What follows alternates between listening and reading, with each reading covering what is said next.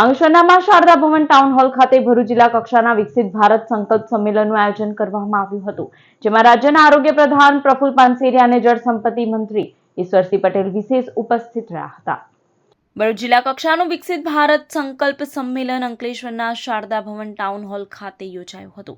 કાર્યક્રમમાં ગુજરાત રાજ્યના આરોગ્ય પ્રધાન પ્રફુલ પાનસેરિયા તથા જળ સંપત્તિ મંત્રી ઈશ્વરસિંહ પટેલ વિશેષ ઉપસ્થિત રહ્યા હતા।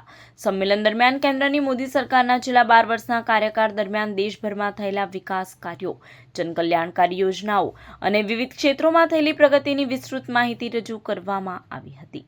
આ પ્રસંગે વિકસિત ભારત પ્રદર્શનીનું ઉદ્ઘાટન પણ કરવામાં આવ્યું હતું, જેમાં સરકારની વિવિધ યોજનાઓ અને વિકાસલક્ષી કામગીરીને દર્શાવવામાં આવી હતી।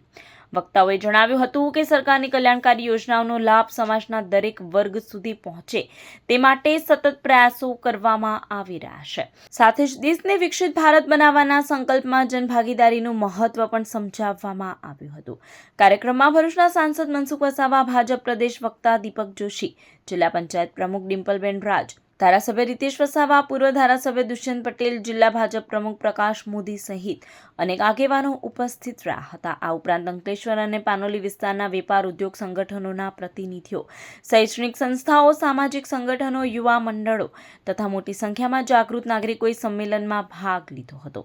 ઉપસ્થિત મહાનુભાવોએ વિકસિત ભારતના સંકલ્પને વધુ ગતિ અને બળ આપવા સૌને સક્રિય સહભાગી બનવા અનુરોધ કર્યો હતો। દેશના યશસ્વી પ્રધાનમંત્રી આદરણીય શ્રી નરેન્દ્ર મોદી સાહેબના વડાપ્રધાન તરીકેના છેલ્લા 12 વર્ષ જે થયા છે અને 12 વર્ષ નિમિત્તે તમામ ક્ષેત્રની અંદર જે કામગીરી કરી છે એના માટે આ સંકલ્પ સંમેલન આજે અહીંયા રાખવામાં આવ્યું હતું।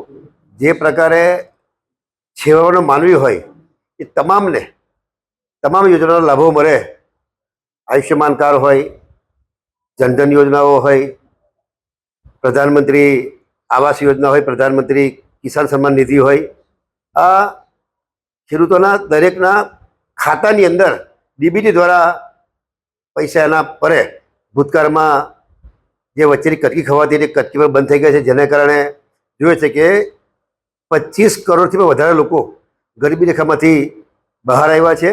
81 કરોડ લોકોને આજે પણ મફત અનાજ કોરોના કાળથી આજ દિન સુધી આપવામાં આવી રહ્યું છે। રાષ્ટ્રીય ધોરીમાર્ગની વાત કરીએ ત્યારે 2014 પહેલાં એક દિવસની અંદર 11.6 કિલોમીટર રસ્તાઓ બનતા હતા, આજે પર ડે 34 કિલોમીટર રાષ્ટ્રીય ધોરીમાર્ગ બની રહ્યા છે।